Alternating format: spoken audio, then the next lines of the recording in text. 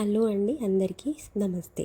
నేను మీ Swapna. Welcome back to Swapna Raju vlogs. ఈరోజు ఈ వీడియోలో టేస్టీ రవ్వ లడ్డూలు రెసిపీని మీతో షేర్ చేసుకోవాలనుకుంటున్నాను. పక్కా కొలతలతో చూపిస్తాను రండి. ఈ కొలతలతో ఈ ప్రాసెస్లో మీరు రవ్వ లడ్డు చేస్తే వేరే ఎక్కడా వెతకాల్సిన పని లేదు. జనరల్గా రవ్వ లడ్డు అనేది చాలా తక్కువ రోజులు నిల్వ ఉంటుంది. బట్ ఈ ప్రాసెస్లో చేస్తే రవ్వ లడ్డు బయట పెట్టినా కనీసం 1 మంత్ అయినా నిల్వ ఉంటుంది. ఎన్ని రోజులైనా ఈ రవ్వ లడ్డు గట్టి పడకుండా మృదువుగా సాఫ్ట్గా ఉంటుంది.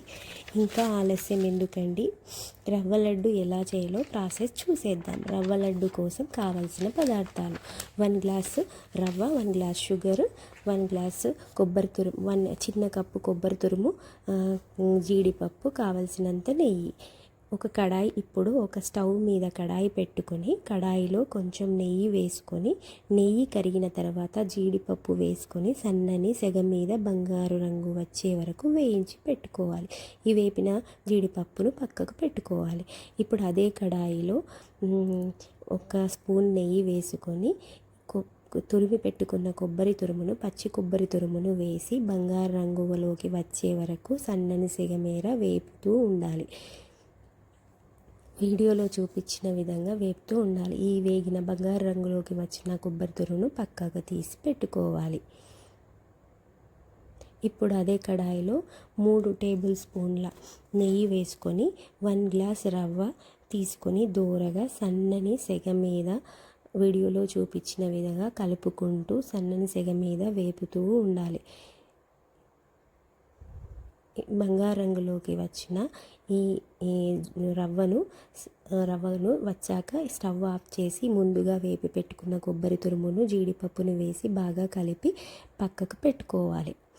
ఇప్పుడు రవ్వ లడ్డు కోసం పాకం పట్టుకోవాలి. దానికోసం స్టవ్ మీద ఒక కడాయి పెట్టుకోవాలి. అందులో మనం ఏ గ్లాస్తో రవ్వ తీసుకున్నామో అదే గ్లాస్తో పంచదార తీసుకొని అందులోని 1/2 గ్లాస్ నీళ్లు తీసుకొని స్టవ్ ఆన్ చేసుకొని పంచదార కరిగే వరకు గరిటతో కలుపుతూ ఉండాలి.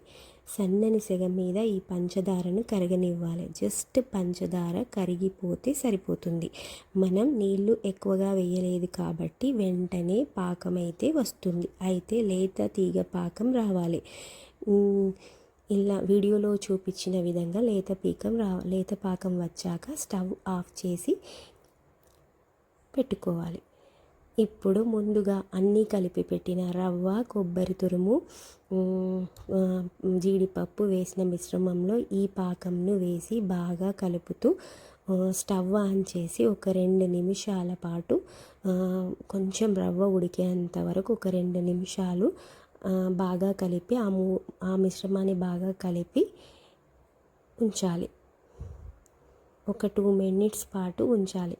తర్వాత దాన్ని స్టవ్ ఆఫ్ చేసి ఈ మిశ్రమాన్ని పక్కకు పెట్టి చల్లారనివ్వాలి. ఒక 1/2 అవర్ చల్లబడినాక దీన్ని మనం లడ్డూలుగా చేసుకోవచ్చు. అప్పుడైతే చల్లగైనా పర్లేదు, ఇది రవ్వ లడ్డూలు ఈజీగా చేసుకోవస్తుంది. మూత పెట్టేసి పక్కకు పెట్టేసుకొని కొంచెం సేపు అయిన తర్వాత ఈ మిశ్రమాన్ని రవ్వ లడ్డూలుగా చుట్టుకోవాలి. వీడియోలో చూపించిన విధంగా రవ్వ లడ్డూలు ఎలా చేస్తారో అలా చుట్టుతూ పక్కకు పెట్టుకోవాలి.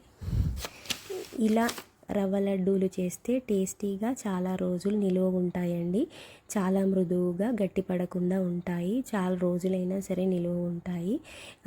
ఈజీ ప్రాసెస్ అండి. ఎప్పుడైనా ఎవరైనా చేసుకోకపోతే ఇలా చేసి చూడండి. అంత పెద్దగా కష్టపడాల్సిన అయితే అవసరం ఉండదు. పిల్లలైతే వీటిని ఇష్టంగా తింటారు. చాలా ఈజీ. సమ్మర్ వస్తుంది కాబట్టి పిల్లలకి స్నాక్స్గా ఇలా రవ్వ లడ్డూలు, ఇలాంటి లడ్డూలు చేసి పెట్టండి. టేస్టీగా ఉంటాయి, ఈజీగా ఉంటాయి. ఇలాంటి వీడియోస్ కోసం ప్లీజ్ సబ్స్క్రైబ్ చేసుకోండి. నా వీడియో లైక్ చేయండి, కమెంట్ చేయండి. లాస్ట్లో నేను ఈ రవ్వ లడ్డూలు తిప్పి చూపిస్తాను. మీకు తెలుస్తుంది ఎంత మృదువుగా ఉంటాయో.